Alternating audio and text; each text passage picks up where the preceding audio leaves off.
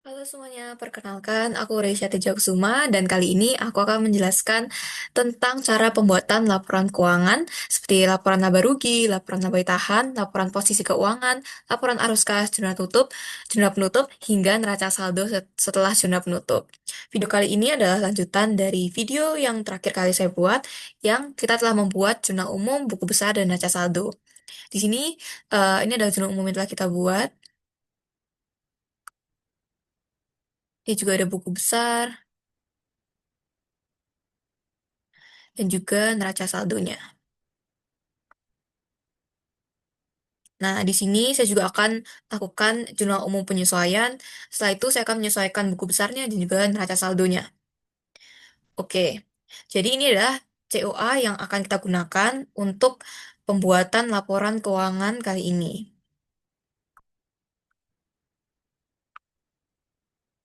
Oke, jadi tanpa berlama-lama, sekarang mari kita ke soal pertama untuk jurnal umum penyesuaian. Oke, untuk soal pertama, di sini kita mendapatkan berita acara stok opname atau perhitungan barang persediaan. Nah, di sini tuh terlihat bahwa barang persediaannya itu sisa 2 juta. Nah, sekarang mari kita lihat sebenarnya berapa sih jumlah persediaan di awal bulan atau sebelum tanggal 31 Oktober ini. Nah, di sini persediaannya ada di ini, perlengkapan. Perlengkapan itu adalah persediaan. Pada tanggal 2 ini persediaannya totalnya ada 5 juta, di mana kita membeli perlengkapan sebanyak 5 juta, dan di laporan tadi yang tersisa tinggal 2 juta di sini. Jadi telah digunakan 3 juta, maka di pencatatannya kita akan mencatat di jurnal umum. Untuk jurnal penyesuaian itu, kita akan menulis semua tanggalnya itu tanggal 31 Oktober 2025. Kita copy. Oke. Jadi karena perlengkapannya telah digunakan sebanyak nominalnya 3 juta, sebanyak 3 juta, maka di sini aku akan tulis beban perlengkapan. Jadi beban perlengkapannya bertambah dan juga perlengkapannya telah berkurang sebanyak 3 juta.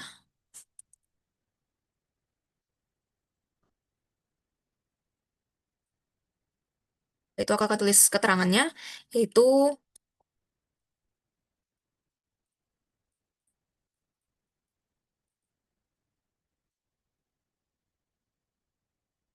terapikan dan keterangannya sama seperti yang bawahnya.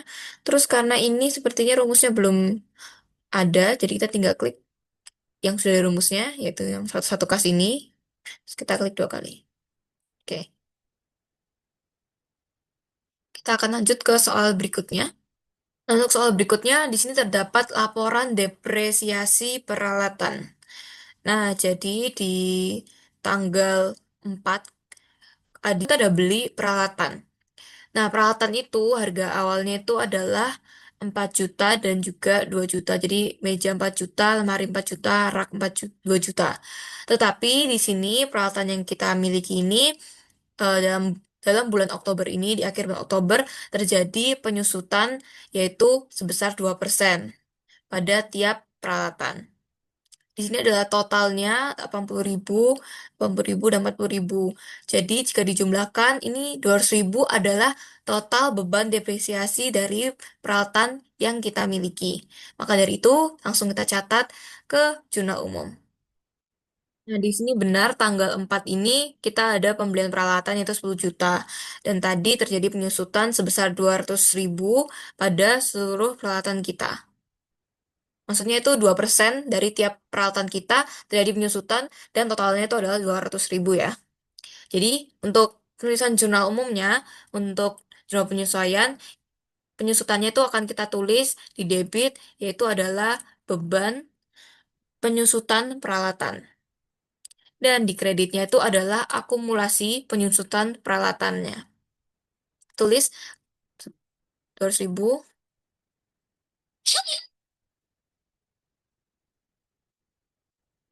ini.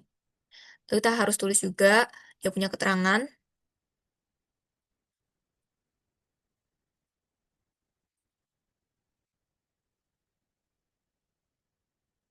Oke, sekarang kita lanjut ke soal berikutnya.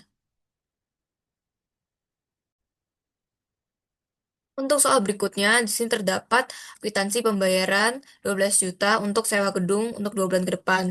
Nah, transaksi tersebut adalah sewa DBM atau sewa dibayar di muka. Jadi sewanya ini udah dibayar tanggal 6 Oktober untuk 2 bulan. Jadi untuk 1 bulan ini telah digunakan, maka sewa DBM-nya itu akan kita kurangi 1 bulan. Dan untuk 1 bulan itu sebesar 6 juta. 6 juta dari mana? 6 juta itu dari 12 juta kita bagi 2 bulan. Jadi 1 bulannya itu kita sudah mengeluarkan uang atau aset kita berkurang 6 juta. Jadi mari kita langsung ke jurnal umumnya. Jadi untuk di debit kita akan tulis beban sewa karena ini adalah kita mengeluarkan uang untuk penyewaan 1 bulan yaitu di bulan Oktober. Lalu yang di sini adalah sewa DBM. Kenapa sewa DBM itu dikredit? Karena sewa DBM ini kan berarti aset kita berkurang. Jadi aset kita berkurangnya itu dikredit. Jadi di sini kita tulis 6 juta karena 6 juta itu adalah sewa DBM untuk 1 bulan.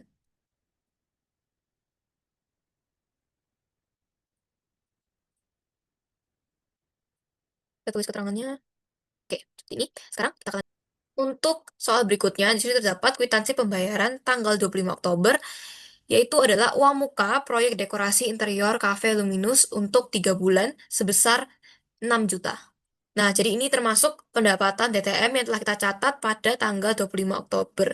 Jadi untuk 3 bulan, jadi untuk bulan ini telah dilakukan proyek dekorasi, yaitu seperti pendapatan jasa ya, biasanya kalau kita tulis.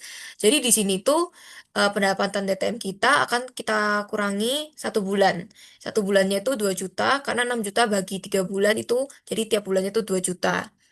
Jadi untuk penulisannya seperti ini. Jadi untuk di debit kita akan menuliskan akun pendapatan DTM. Kenapa pendapatan DTM itu kita tulisnya di debit? Karena pendapatan DTM itu kan adalah liabilitas kita untuk melakukan sebuah jasa kan di sini. Jadi karena kita akan mengurangi 1 bulan dari jasa yang telah kita lakukan, jadi liabilitas kita ini berkurang 1 bulan. Jadi karena berkurang, liabilitas itu kewajiban berkurangnya di debit. Dan di kreditnya itu adalah pendapatan. Kenapa pendapatan? Karena di sini tuh, karena kita telah melakukan jasa yang harus kita lakukan, maka pendapatan DTM tersebut akhirnya diakui sebagai pendapatan. Dan pendapatan itu menambah ekuitas atau modal, maka kita taruh di kredit. Tadi kan 1 bulan, jadi 6, 6 juta, dari total 6 juta itu kita lakukan 3 bulan, 6 bagi 3 yaitu 2 juta. Maka per bulan itu 2 juta. Tulis 2 juta. Ini adalah pendapatan jasa.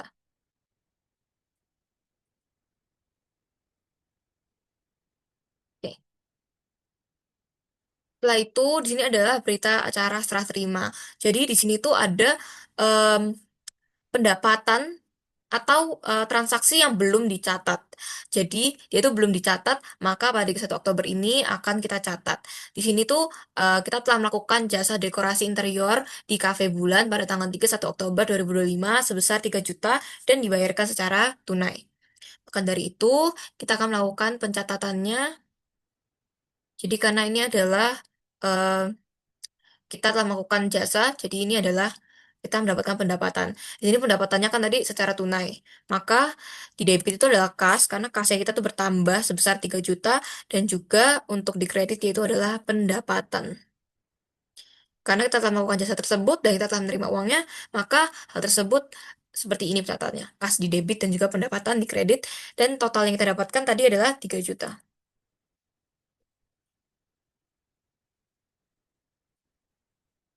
Terus keterangannya, oke. Lanjut ke soal berikutnya. Selanjutnya, di sini kita mendapatkan sebuah invoice dari PT LPN, yaitu ini adalah tagihan listrik sebesar 400.000. Nah, jadi di sini tuh kita ada beban yang kita belum bayar pada 31 Oktober, yaitu ini adalah beban utilitas karena ini adalah beban tagihan listrik. Dan kita di sini karena ini bentuknya invoice, maka di sini tuh bentuknya masih berupa hutang. Jadi langsung kita catat. Untuk pencatatannya, berarti karena ini adalah sebuah beban, maka beban bertambahnya di debit. Maka ini adalah beban utilitas. Dan juga karena ini tadi kita dapatnya adalah berupa invoice, maka kita itu masih ngutang. Kita belum bayar. Jadi sebesar 400.000 ya. Ini tagihan listrik. Oke, kita lanjut. Selanjutnya, kita juga di sini mendapat cek log dari periode Oktober 2025. Nah, di sini tuh ada seorang karyawan dari bagian marketing yang gaji per harinya tuh 100.000. Nah, di sini tuh eh, jadi dia punya gaji tuh udah dibayarin sebelum tanggal 26 ini, tetapi ternyata di tanggal 26 sampai 31 ini dia masih hadir bekerja. Ini ada buktinya dari jam masuk dan jam pulangnya. Di sini dia udah hadir dan sesuai dengan ketentuan yang ada di sini, maka di sini kita berkewajiban untuk mencatat bahwa kita harus membayarkan beban gaji dan upah sebesar 600.000 karena ini ada 6 hari dan gaji per harinya itu 100.000. Nah, tapi di sini karena kita nggak ada bukti pembayaran kalau kita sudah bayar, berarti ini masih termasuk hutang usaha kita. Oke, mari kita catat. Oke, karena beban kita bertambah dan beban ini adalah beban gaji ya. Beban gaji dan upah. Dan untuk di kreditnya itu, yaitu adalah utang. Karena kita belum ada bukti pembayaran, maka dianggap kita belum membayar dan itu ada utang. Karena tadi ada 6 hari dan juga gaji per harinya ada 100.000, maka total yang beban kita adalah 600.000 dan utang kita juga 600.000. Ini adalah tagihan gaji karyawan. Jadi tadi itu adalah seluruh jurnal penyesuaian yang harus kita sesuaikan. Jadi di sini aku akan kasih warna aja ya biar membedakan mana yang tadi tambahan untuk disesuaikan, mana yang sebelum disesuaikan. Oke, kita kasih warna aja. Biar udah segini. Oke. Oke, jadi jurnal umum penyesuaiannya udah jadi. Sekarang kita akan menyesuaikan buku besarnya. Ini buku besar kita sebelum penyesuaian. Ini biasanya tinggal kita refresh aja sudah terupdate. Yang penting kalian pastiin dulu sumber data kalian itu udah mencakup seluruh tabel. Ini kan sudah, jadi aku okein aja. Ini tinggal aku refresh. Oke, ini langsung masuk nih tanggal 31. Sudah masuk, sudah masuk. Kita scroll ke samping. Kita cek tadi yang tambah ada apa aja. Kayaknya nggak ada tadi. Pendapatan tuh masuk. Beban gaji. Terus ada beberapa akun baru. Itu kita masukkan di sini. Ini apa nih? Sewa DBM. Yang baru apa ya? Ini berapa yang baru kita cek dari sini. Yaitu beban perlengkapan belum ada. Berarti ini. 1, 2, 3, 4, 5 nih baru nih. Kita masukin. Nah, beban perlengkapan. Ini tinggal kalian copy paste ya. Jadi kalau misalnya kalian awalnya emang belum ada tabelnya, kalian tinggal seperti ini. Kalian copy, terus kalian paste, lalu kalian ganti akunnya aja. Kita sampai beban perlengkapan, sekarang beban penyusutan. Terus, habis beban penyusutan, akumulasi penyusutan. Ini semua akun harus kalian tulis ya, biar jelas. Dan lebih baik kalian tulisnya menyamping gini, biar nanti dia nggak bakal error kalau misalnya di bawahnya tuh ada tabel. Kalian kasih tabel lagi, dan ternyata di akun itu tuh tabelnya panjang gitu. Nanti bakal kayak ketumpuk dan dia nggak mau nulis, nggak mau muncul. Kan beban sewa. Bentar, bentar. Cek, cek, cek.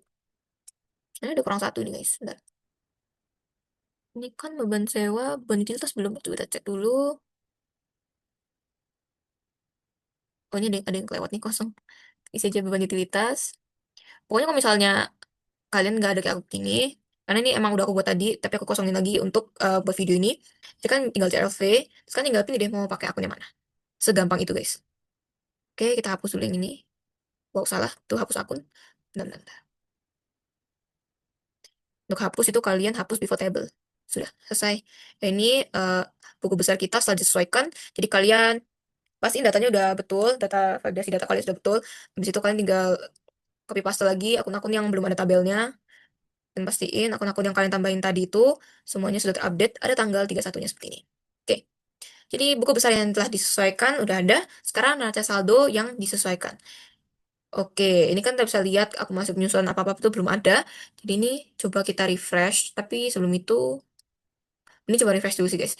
Kita coba refresh dulu.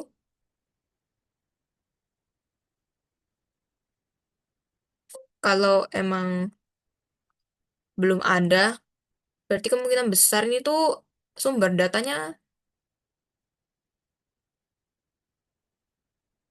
masih salah. Ini sebentar ya. Kalau misalnya sumber data sudah bener gini, tapi masih nggak muncul, kalian coba klik akunnya. Lah, ternyata biasanya akun-akun penambahan seperti ini tuh kalau nggak dicentang dia nggak muncul. Jadi kita harus cek sendiri dan centang sendiri karena dia nggak bakal muncul sendiri. Beberapa ada yang muncul sendiri, tapi beberapa juga nggak. Kita bisa pilih semua, terus yang kayak nol, kosong, kita jangan centang. Oke, oke, kita yain aja. Nah, ini sudah ada akumulasi penyusutan dan lain-lain. Itu pasti urut, sudah urut. Sekarang kita sum. Oke, oke, rumus sum. Terus kita tarik nominal yang ingin kita jumlahkan. Kita enter. Setelah itu kita cek apakah sudah balance. Ada yang salah. Berarti ini ada sedikit kekeliruan. Maka kita harus cek lagi. Oke, jadi ternyata yang salah itu ada di sini. Jadi setelah aku buat ulang neraca saldonya, sini terdapat ada akun yang namanya kosong sebesar 600.000. Nah, ternyata setelah aku cek jurnal umumnya, ada kesalahan di sini. Ini itu dia punya rumus nggak masuk, jadi kita perbaiki dulu. Oke, tadi nggak ke-apply ternyata guys, kurang bawah. Nah, setelah ke-apply gini, kita update dulu buku besarnya juga. Sebentar, sebentar. Set, refresh. Mm-mm. Nuh, tambah. Oke, neraca saldonya, ini yang harusnya tuh 29.200 semua. Kita coba hapusin dulu. Ini percobaan tadi. Kita hapus pivot table. Oke. Ini kita refresh coba. Ini bisa kita refresh atau gimana ya? Kita coba dulu. Oke. Sudah guys. Sudah. Totalnya sudah balance. Total. Kita buat cerita tabel dulu. Nah, begini totalnya. Debit kredit sudah balance. Maka dari itu pencatatan kita tidak ada yang salah. Seharusnya tidak ada yang salah. Kalau pendapatan kalian sudah betul. Seharusnya tidak ada yang salah. Oke, ini tuh berarti setelah penyesuaian, tak ubah dulu namanya. Di setelah penyesuaian. Oke, jadi tuh laba rugi itu berguna untuk menunjukkan pendapatan, beban, serta laba atau rugi perusahaan kita selama satu periode, yaitu selama bulan Oktober ini. Jadi, tanpa berlama-lama, mari kita buat laporan laba ruginya. Ini aku buat di laporan sheetsnya, laporan keuangan. Jadi untuk membuat laporan keuangan ini, kita memerlukan neraca saldo. Jadi di sini aku langsung copy aja neraca saldonya, biar kita mudah membacanya dan memasukkan data-datanya. Oke, kita atur terlebih dahulu. Oke, jadi ini adalah neraca saldo kita setelah disesuaikan dan sekarang kita akan membuat laporan laba rugi. Jadi aku akan buat judulnya dulu, nama perusahaan, CV Senja, laporan laba rugi. Untuk bulan yang berakhir,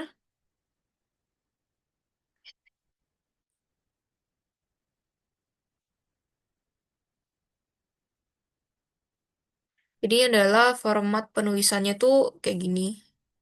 Dan kita akan menulis seluruh akun pendapatan yang terjadi di bulan Oktober ini. Jadi untuk judulnya aku akan tulis pendapatan. Oke. Lalu di sini pendapatannya kan ada pada ini pendapatan 400 dan juga terdapat tidak ada pendapatan lain. Oke, maka dari itu kita copy dan kita paste di sini. Nah, oke. Jadi di sini aku akan menulis rumus untuk mempermudah kita dalam penulisan laporan-laporan keuangan ini. Di sini aku akan pakai rumus sum if. Jadi, kamu kan sum if, kita pencet dulu. Jadi untuk range-nya aku bakal pakai range akunnya, aku drag seluruh akunnya. Setelah itu, untuk kriterianya akan pakai kriteria ini 400 pendapatan karena itu yang kita perlukan. Lalu untuk sum range nya lagi kita akan pakai dari debit. Kita tutup kurung. Sebentar, ini kriteria ini kita kasih ini. Lalu untuk range yang kedua kita ambil dari saldo debit. Setelah itu kita tutup kurung. Oke. Gimana dong kreditnya? Nah, untuk kreditnya, maka kita kasih tambah. Terus kita sum if lagi. Kita lakukan sama seperti tadi. Range-nya akun. Terus kriterianya ini pendapatan. Oke. Tapi kalau untuk range yang terakhir ini yaitu dari saldo kredit. Tutup kurung. Kita enter. Nah, keluar langsung. Nominalnya sama. Seperti ini. Oke. Karena pendapatannya cuma ini, jadi aku bakal tulis total pendapatan. Ini total pendapatan itu pokoknya total dari seluruh akun pendapatan yang ada di sini. Seperti ini. Lalu selanjutnya aku akan nulis seluruh akun-akun beban dan aku akan menotal seluruh akun-akun beban. Ini judulnya beban dan ini kan sudah aku urutin ya. Jadi untuk ngurutin akun-akunnya ini kalian bisa klik ini terus urutkan A ke Z seperti ini. Lalu langsung urut kayak gini. Jadi bebannya yang kita punya ini ada beban perlengkapan sampai beban utilitas. Jadi kita copy dan kita paste. Kita pakai rumus yang sama. Ini karena kita masih ada di kolom G dan H, karena kita nggak perlu di string. Tapi kan kalau misalnya kita mau pakai di laporan lain dan dia ada di kolom sign G dan H, nanti kita harus string dulu rumusnya. Nanti akan aku perlihatkan gimana caranya. Tapi untuk sekarang, ini masih nggak apa-apa kalau kita pakai rumus yang tadi. Paste rumusnya di sini ya. Seperti ini. Totalnya sudah betul, betul. Bawahnya kita tulis total beban. Sini kita pakai rumus sum dua kali. Kita sum semua beban yang ada. Enter. Oke, jadi ini total pendapatan dan juga total beban. Sekarang kita akan menghitung laba neto. Laba neto ini adalah total pendapatan kita kurangi dengan total beban di sini. Kita enter. Nah, jadi laba neto kita ada 5.800.000. Sekarang kita akan em, rapikan dulu tabel kita. Oke, seperti ini.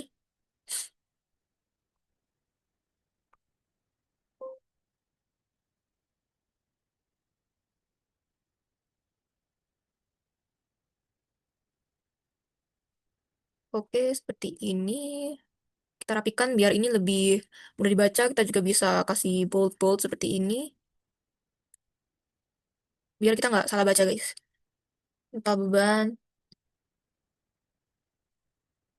total pendapatan. Loh, kok kebanyakan? Oke, ini 8 itu kita.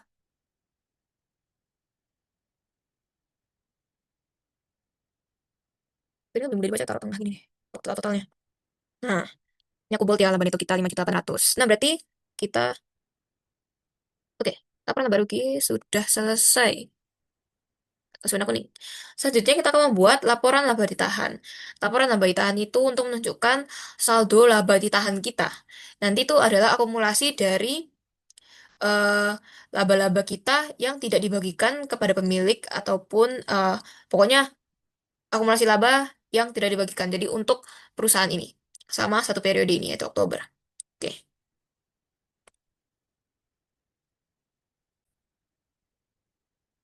Oke. Sekarang kita kasih warna aja biar lebih jelas dan aku akan em, copy judulnya aja deh. Aku tulis di bawah sini ganti jadi laporan laba ditahan.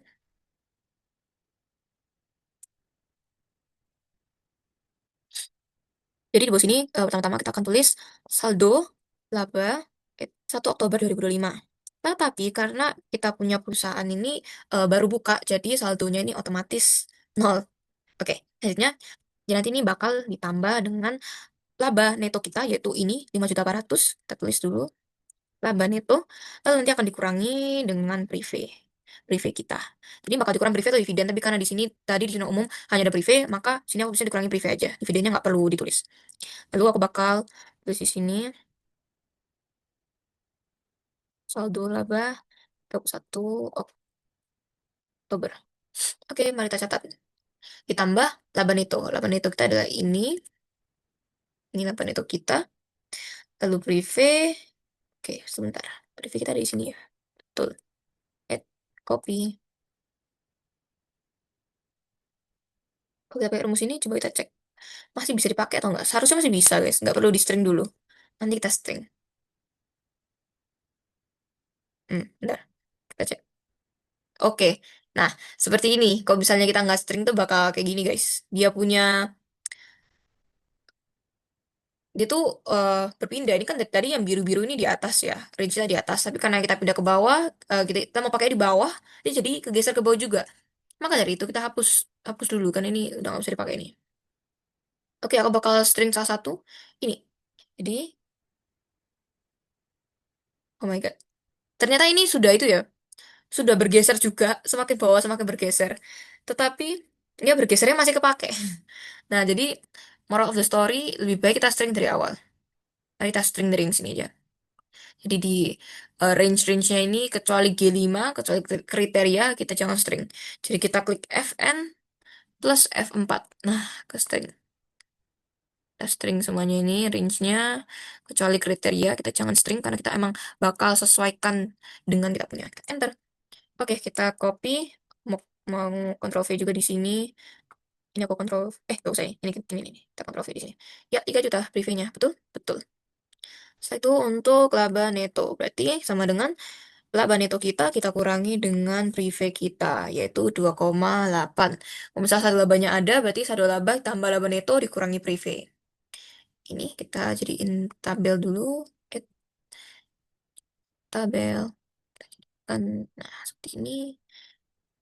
Kita rapikan sedikit saja. Oke.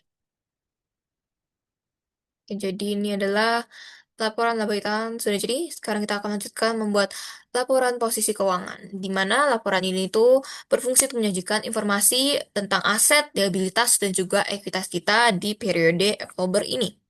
Oke, mari kita buat. Oke, ini kita akan bergeser ke sini dan kita tulis. Kita copy aja dan kita paste di sini. Dan untuk ini kita langsung aja, kita nggak perlu sepanjang ini untuk laporan ini tentunya tidak seperti itu. Periode 1 Oktober 2025. Oke. Selanjutnya, yang pertama kan aku bilang kita bakal mengetahui aset-aset. Maka kita awalnya akan nulis seluruh aset dari perusahaan kita. Di sini kita geser ke neraca. Oke, untuk aset-asetnya, kas itu aset, sewa DBM ini juga aset. Nanti kalau ada penyusutan gini nanti kita kurangi. Hmm, ini agak ribet ya. Nggak bisa langsung semuanya. Kita kasih sedikit dulu. Ini dulu, kita masukin dulu. Kas sewa DBM, mana peralatan? Salah. Oke, ini peralatan, copy peralatannya. Kita copy yang akumulasi penyusutan biar gampang hitungnya. Kalau misalnya kayak gini kita dia akan lupa dan lebih gampang membacanya. Selanjutnya piutang, perlengkapan, peralatan udah. Sudah ada 6, kita cek lagi.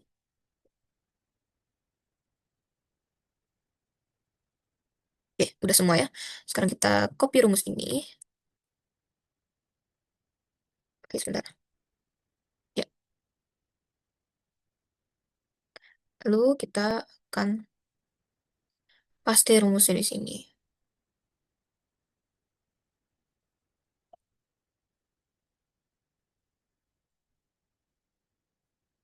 Kalau ada masalah gini, kita karena udah di string, kita tinggal cek kriteria saja. Nah, tata kriterianya karena ini tadi di sebelahnya langsung, tapi ini aku kasih gap, jadi dia agak salah. Tinggal kita geser aja sih, gini, gini aja. Terus langsung gue klik 2 kali. Nah, gini. Untuk peralatan yang ada penyusutannya, aku bakal geser kedua ini. Waduh, kok aku geser? Dua nggak ya? Oh, enggak. Oke. Seperti ini. Jadi, ini kan 10 juta kurangi 200 ribu, makanya jadi 9.800.000. Nah kan? Ya, betul. Oke, mana? Ya, jutanya nggak ada. Oke. Aku bakal tulis total aset. Jadi, kita sama dengan sum. Ini. Enter. Oke, yaitu 107.800. Kita lanjut ke liabilitas. Sini kita tulis liabilitas. Kita lakukan seperti tadi, kita cari akun-akuntabilitasnya. Di sini akuntabilitasnya ada utang dan pendapatan saja. Oke, kita masukkan. Kita beri rumus tadi. Oke, sudah masuk. Tinggal kita tulis total. Salah. Total liabilitas. Lalu kita sum.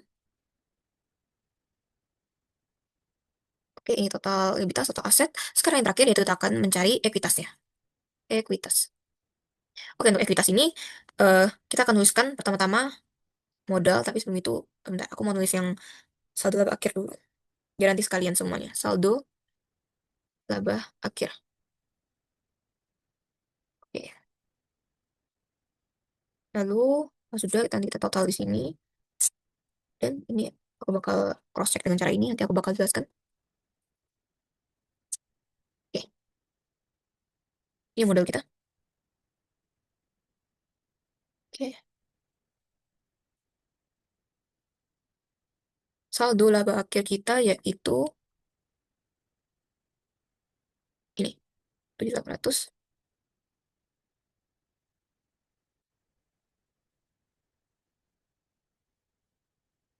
Kalau ekuitas kita, berarti kita tambah.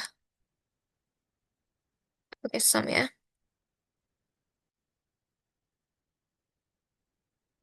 Terus kita tambah ekuitas dengan liabilitas.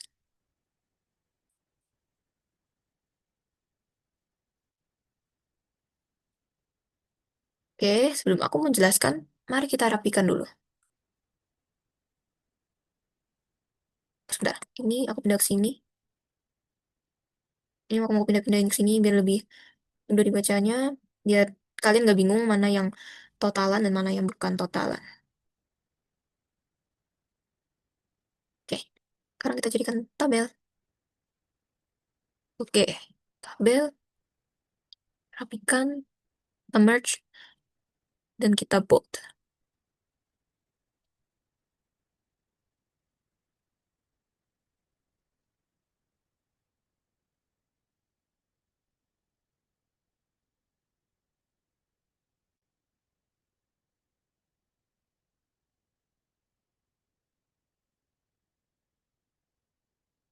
Oke. Nah, jadi kenapa ekuitasnya aku tambahin sama liabilitas? Jika laporan, oh ini belum diganti ya, sebentar. Laporan posisi keuangannya. Oke, kalau laporan posisi keuangannya ini betul, pendapatan kita di aset, liabilitas, dan ekuitas kita sudah betul, maka setelah kita menjumlahkan ekuitas dan liabilitas totalnya adalah 107.800, itu bakal sama dengan total aset kita. Nah, di sini telah terbukti kalau misalnya totalan kita sudah betul. Oke, oke, mari kita balik ke sini. Laporan posisi keuangan sudah selesai. Selanjutnya kita akan membuat laporan arus kas. Di sini laporan arus kas itu untuk menampilkan aliran masuk dan keluarnya kas dari aktivitas operasi, investasi, dan juga pendanaan dalam periode ini. Oke, mari kita buat. Oke, jadi di sini aku udah buat sheets baru untuk laporan arus kas. Di sini kalian bisa ambil dari buku besar yang akun kasnya kalian. Jadi kalian bisa copy Ctrl C, dan di laporan arus kas ini kalian bisa tinggal Ctrl V untuk ngepaste. Oke, di sini itu adalah seluruh laporan keluar masuknya kas, dan kita akan menulis laporan operasional, investasi, dan juga pendanaan. Laporan investasi ini yang pertama, itu tuh pokoknya seluruh aset tetap yang dimiliki perusahaan tersebut. Seperti peralatan. Kalau saya pendanaan, itu seperti modal, prive, dan juga dividen. Untuk yang operasional, itu pokoknya semua kegiatan yang dilakukan oleh perusahaan ini selain investasi dan pendanaan. Nanti juga kita bakal bedain dari yang yang masuk dan yang keluar. Oke, jadi kita langsung aja ya. Kita tulis dulu judulnya. Kita ambil dari sebelahnya.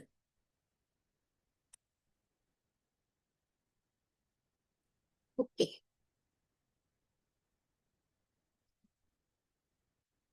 Untuk judul ininya sudah betul seperti ini. Salah. Terus yang ini dong. Oke.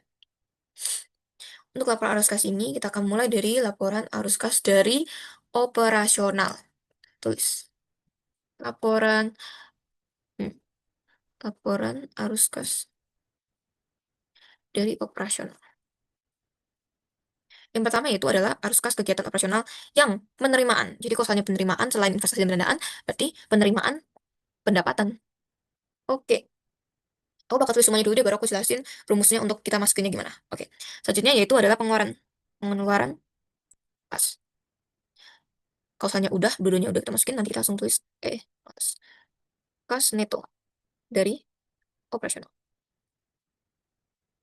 Kalau itu udah, kita tinggal tulis lagi arus kas kegiatan, dari kegiatan investasi. Di sini tuh investasi itu kan cuman peralatan atau aset tetap. Di sini tuh kita untuk yang kas hanya satu, hanya yang masuk. Jadi yaudah kita tulisnya di sini aja. Jadi kalau misalnya ada pengeluaran bisa kan tulis. Kalau misalnya nggak ada nggak usah. Ini maaf ini kurang detail ya tadi. Pengeluaran kas dari beban.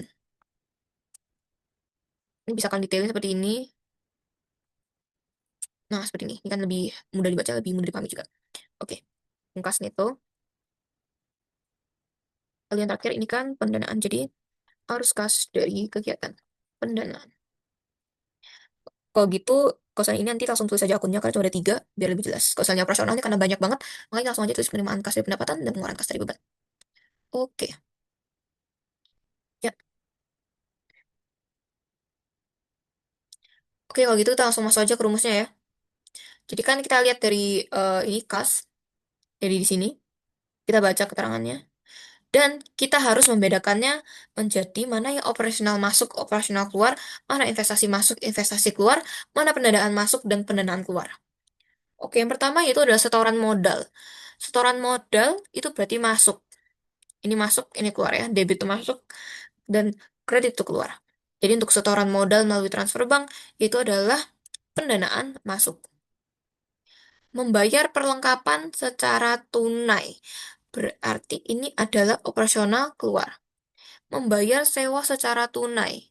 Ini operasional juga keluar. Lalu ini pelunasan piutang. Berarti eh, perusahaan lain membayar piutang ke kita, berarti operasional masuk.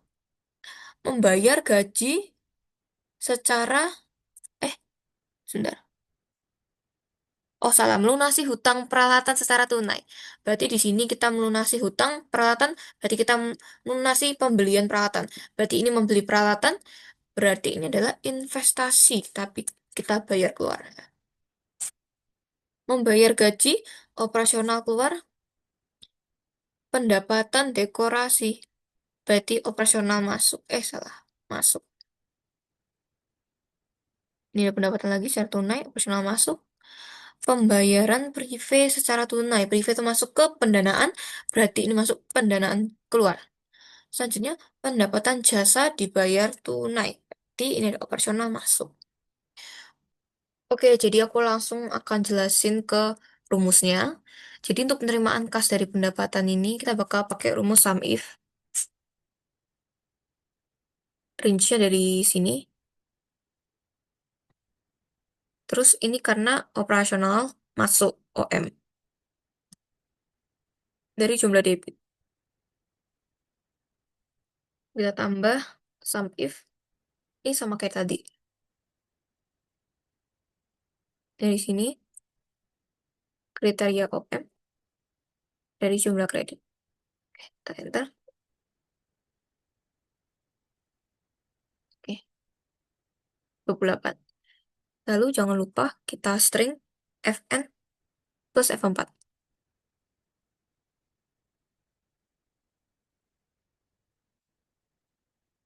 Oke, kita enter. Lalu kita masukkan ini. Sebentar, kita pastikan dulu ini apa. Operasional keluar OK. Betul OK. Oke, berarti kita jumlahkan kas pendapatan, kita kurangi dengan pengeluaran kas beban kita, yaitu ada 3 juta. Selanjutnya untuk arus kas dari kegiatan investasi, sini investasi cuma ada satu, yaitu 10 juta. Kita bisa pakai rumus tadi, kalau misalnya kalian ada banyak, ini akan aku contohkan. Kalian tinggal ubah kriterianya. Jadi ke IK. Aduh, maaf. Oke, seperti ini. Dan totalnya adalah ini. Selanjutnya adalah arus kas dari kegiatan pendanaan.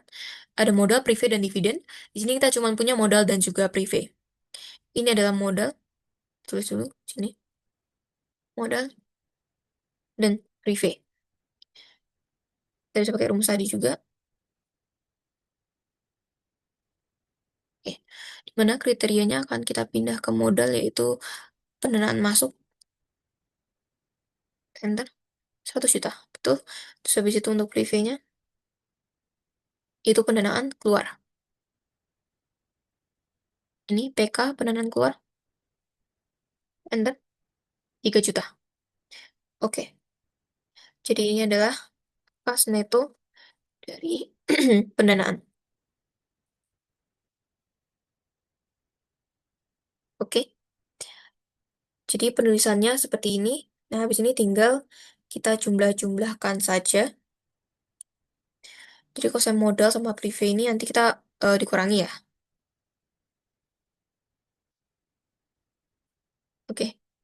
Lalu di sini kita akan tulis harusnya ada kas awal periode, cuman karena kita perusahaan baru, jadi kita nggak bakal tulis kas awal periode. Karena kas awal periode kita nggak ada. Kita tulisnya kita punyanya akhir periode. Sini aku tulis 0 aja ya.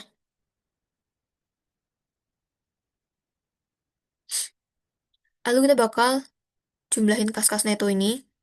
Tapi kita harus ingat, yang kas neto dari investasi ini kan pengeluaran untuk investasi. Jadi ini harusnya dikurang. Oke, seperti ini. Sama dengan 97. Jangan-jangan. Dari 3 juta aja, kita kurangi 10 juta, lalu kita tambah dengan 97 juta. Sebentar. 90 juta. Yang ganti jadi rupiah juga. Oke, sekarang aku bakal jadiin tabel.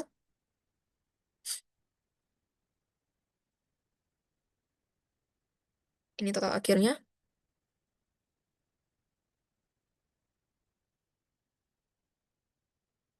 Kita rapikan dulu. Oke, masih kurang luas nih. Oke, 90 juta. Untuk kalian tahu ini betul atau enggaknya gimana, 90 juta ini harus sama dengan total debit kita kurangi dengan total kredit. 90 juta. Oke, jadi ini sudah betul ya karena sudah sama dengan total debit dikurangi kredit dari buku besar kas dari akun kas ini. Berarti kita punya laporan arus kas sudah betul. Oke, laporan arus kas sudah selesai. Sekarang kita akan membuat jurnal penutup. Di sini jurnal penutup ini untuk menutup akun-akun sementara yaitu pendapatan, beban, dan juga privé sehingga saldo akun nanti dapat kembali nol pada awal periode berikutnya atau seperti bulan berikutnya. Pendapatan, beban, dan juga privé. Nah, nanti kita bakal tulis di jurnal umum. Jadi mari kita tulis sekarang.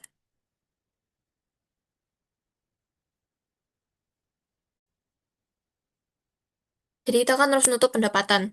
Di sini pendapatan kita. Ini pendapatan awalnya di kredit. Kalau saya kita mau nolin, kita akan taruh dia di debit. Jadi gini. Aku hapus dulu totalannya. Oke. Kita tetap tulis tanggal 31. Jadi, karena kita mau menutup akun pendapatan, biar pendapatannya jadi nol, di awalnya kan ada di nih kredit kan. Tadi saya tulisnya di debit sekarang. Pendapatan. Nah, di kreditnya apa? Kita tulis akun ikhtisar laba rugi. Jadi akun ini tuh kayak eh, akun yang bakal nyimpen eh, nominal-nominal dari pendapatan, beban, dan juga PIV. Biar akun ini nol di periode berikutnya. Data neraca saldo, pendapatan ada 24. Kita copy. Tinggal kita paste di sini aja. Tulis untuk menutup akun pendapatan. Seperti ini. Selanjutnya, akun apa? Akun beban. Kita cek neraca saldo. Aku bebannya awalnya di debit. Untuk nutup ya kita sebaliknya, kita taruh di kredit. Oke, seperti ini. Berarti kalau misalnya aku bebannya kita bakal taruh di kredit, yang di debit adalah ikhtisar laba rugi. Kita saldo, kita copy saja dan kita paste di sini. Lalu untuk nominalnya juga kita copy saja, kita taruh di kredit ya.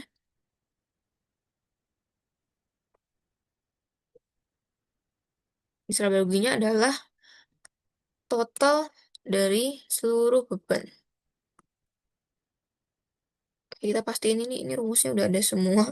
Nanti kayak tadi. Eh,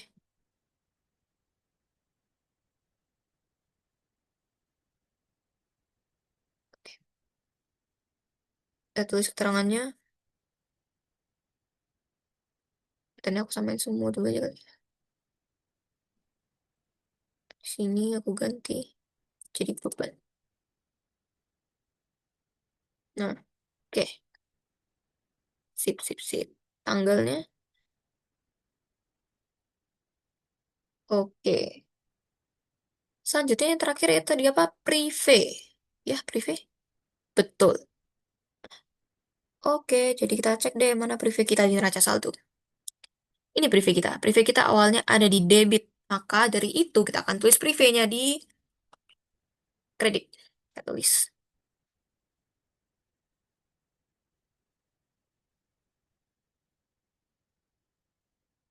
Sini sama seperti tadi, ikhtisar laba rugi. Tadi prive 3 juta.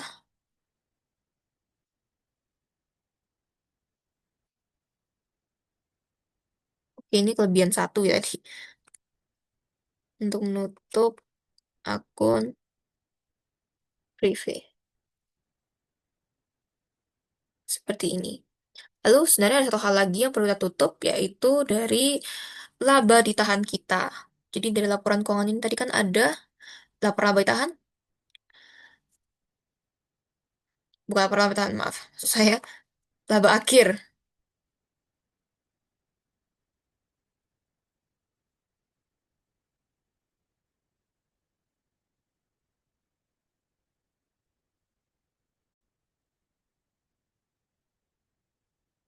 Ini kalau ada rumusnya ini nggak bisa di copy. Jadi kita ambil labanya itu, yaitu laba ditahannya, kita masukin ke debit. Dan di sebelah sini ikhtisar laba rugi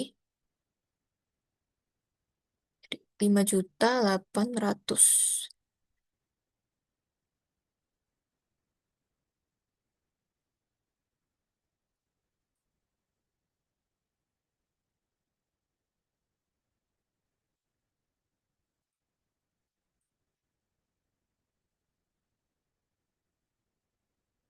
Oke, coba sum dulu ada yang nggak balance atau apakah balance?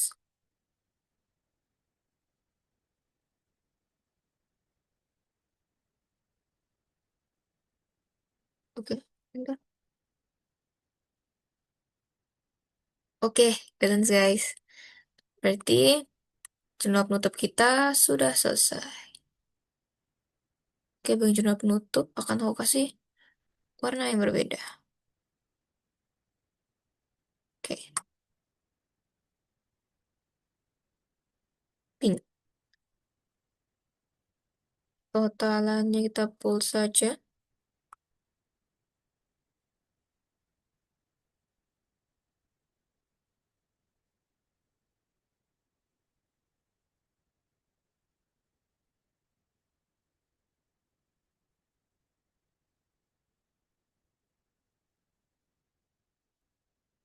Oke, tapi untuk yang terakhir, raca saldo setelah jurnal penutup. Ini untuk menampilkan, nanti bakal ditampilkan akun-akun real setelah jurnal penutup. Dan memastikan kalau misalnya akun sementara yang tadi kita tutup itu di jurnal penutup, sudah benar-benar tertutup di neraca saldo. Oke, mari kita cek ya. Aku copy aja nih sebelum aku refresh biar tetap ada. Ini setelah penutupan, aku refresh coba segarkan. Bentar, nih ada akun-akun yang belum. Centang.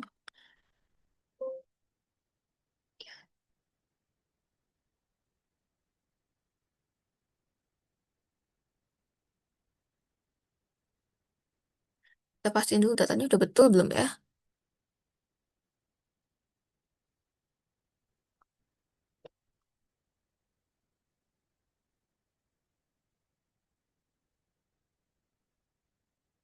Ya, ternyata kepotong. Pantasan dia belum 00 banget. Kita perbaiki lagi datanya. Oke, sini, sini. Oke. Oke. Nah, di sini kita bisa lihat. Udah urut ya? Udah. Nih, akun pendapatan. Mana akun pendapatan? Ini, akun pendapatan sudah 0, akun beban sudah 0, lalu ini, jadi ada laba ditahan di sini dan juga ikhtisar laba rugi mana ya? Ini, ikhtisar laba rugi, prive juga sudah 0. Coba jumlahkan ya, pinjam aja dari sini. Bentar, sumnya salah tapi kita ulang.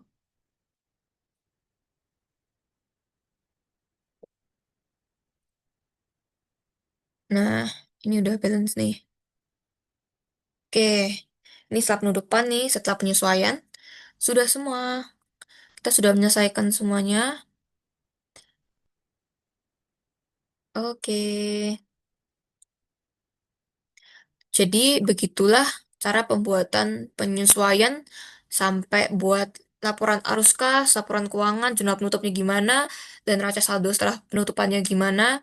Jadi seperti itu, semoga kalian semua bisa memahami dan mengerti bahwa inilah gunanya menyesuaikan jurnal-jurnal dan laporan keuangan.